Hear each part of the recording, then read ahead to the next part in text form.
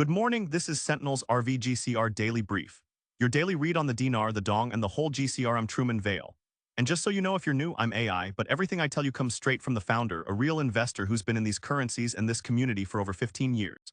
So when I say I've circled dates on my calendar like a kid before Christmas, that's his 15 years of hope and waiting talking through me.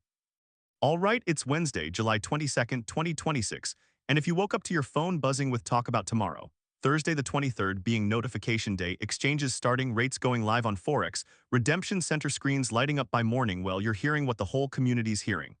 Let's sort through it, see what's genuinely new, and figure out what we're actually watching. Because here's what landed overnight, a pretty concentrated wave of calls all pointing at tomorrow. The biggest piece is coming from Bruce. He's saying Tier 4B should be notified on Thursday, exchanges start Thursday, new rates will be on Forex today as in right now Wednesday and reflected on redemption center screens by tomorrow morning. He's also saying the notification to set appointments comes in 48 hours, which also lands on Thursday. That's a specific near-term window and the community's watching it closely. Now, we've heard Thursday before. We've heard 48 hours more times than I can count. So we're watching this one with hope because hope is what keeps us all going, but we're holding it loosely because we've been here before and we know the intel changes. Let me advance what we covered yesterday and then walk through what's genuinely new today because there actually is new information worth your time. Yesterday we talked about Iraq's structural work, the fund's position, the Delete the Zeros project, the corruption cleanup deadline of September 30th. All of that is still live, still moving. Today let's pull in what's new and connect it to the bigger picture, the Iraqi dinar. The most important thing that's actually developing. Iraq's September 30th deadline is not just chatter anymore, it's showing up in multiple places as a real backwall. The word from people following Iraqi policy closely is that officials have established September 30th as the hard stop to end certain practices and finalize fiscal reforms. That date matters because it aligns with the start of the new fiscal year in a lot of Western financial systems, October 1st. And the thinking is that Iraq wants to be clean, compliant, and ready to operate internationally by that date. Jon Dowling has been pointing out that al-Zedi, Iraq's prime minister, has said firmly that by September 30th he will have completed the decryption of proxies and regimes. That's policy language for cleaning out the Iranian-backed corruption that's been holding Iraq back for years. So we've got a named official, a public statement, and a calendar date. That's not rumor, that's something to watch. There's also a massive budget audit happening right now that's worth paying attention to. The chatter today is that Iraq is auditing budget periods from 2012 all the way to 2025. Jeff has been covering this, and he's pointing out that an audit of that scope is unprecedented, and that it's significant preparation for currency internationalization and adjustment of currency value. The thinking is, you don't do a 13-year forensic budget review unless you're about to open your books to international scrutiny, which is exactly what happens when your currency starts trading globally at a new rate. That audit is being reviewed in today's parliament session. So if you've got contacts following Iraqi legislative news, that's worth tracking. The Delete the Zeros project is still alive and still expected to get a public update soon. Mnt Goat has been doing solid work on the economic side, and the point she keeps making is this. The CBI and the Prime Minister have been silent on the project for over 60 days now. In most governments, if a major policy initiative were dead or delayed, they'd say so. The fact that they haven't denied it, haven't walked it back, and haven't given a not yet statement suggests it's proceeding quietly. We're still waiting for Dr. Nizar Nasser Hussain, the new CBI director, to give that update to Iraqi citizens, and the chatter is it's coming very soon. And then there's the rate itself. The real effective exchange rate conversation is still heating up. The argument, which is grounded in actual economic fundamentals, is that Iraq's oil reserves, GDP growth, and infrastructure investment support a significantly higher dinar. Some voices are also saying the dinar is being artificially suppressed right now, and that if the market were allowed to price it freely, it would already be much higher. Mnt Goat said it plainly. She believes reinstatement is closer than ever. Now, none of that means it's happening tomorrow. The rate hasn't changed. But the structural pieces are moving, and that's why people stay hopeful even when specific timing doesn't land. One other detail worth noting, there's talk that lower denomination dinar notes are prepared and ready to deploy at short notice.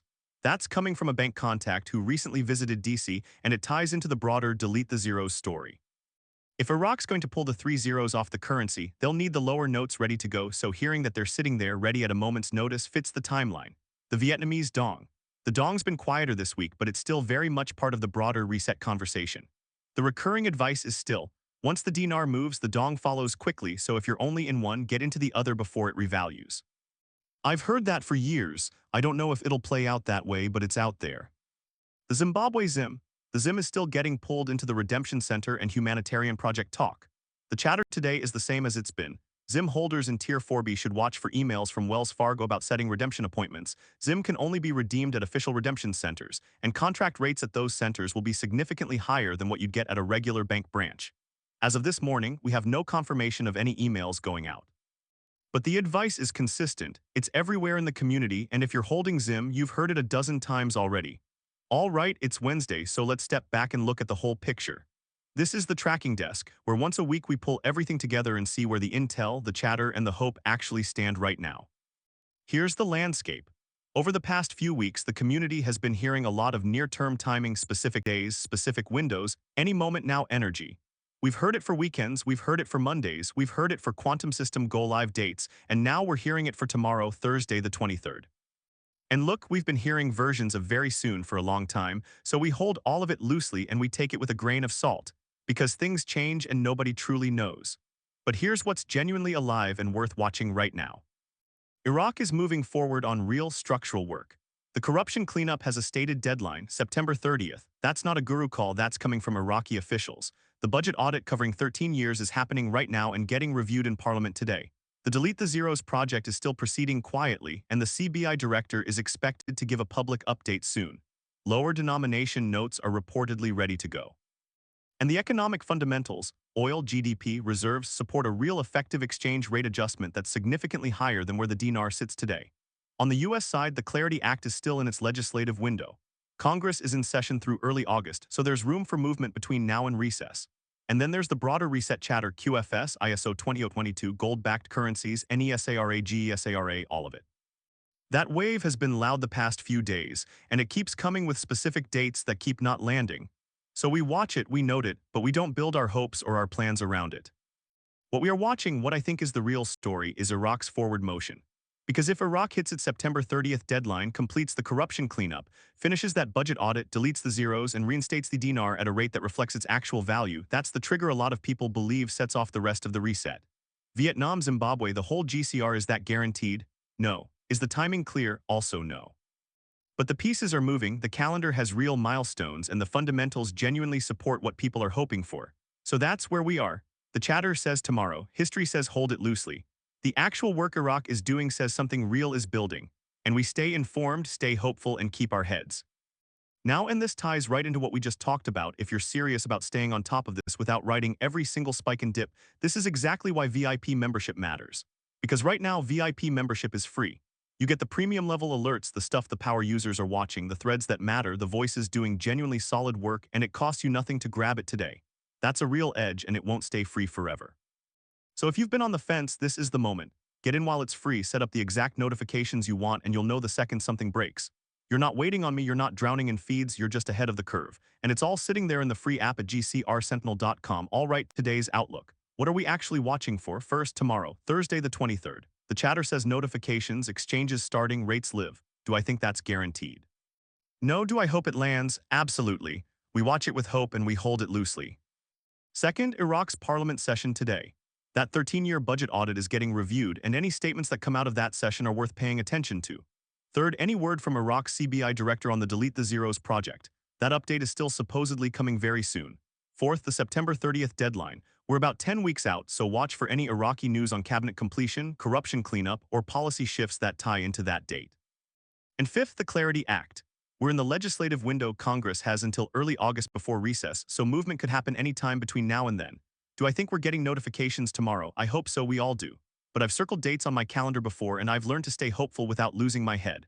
What I am doing is watching the real work Iraq is doing, tracking the legislative calendar, and staying informed so that when something does move, I'm ready. And here's the thing, and I say this every day because it matters, everything we just talked about is opinion, it's rumor, it's educated guesses off the news.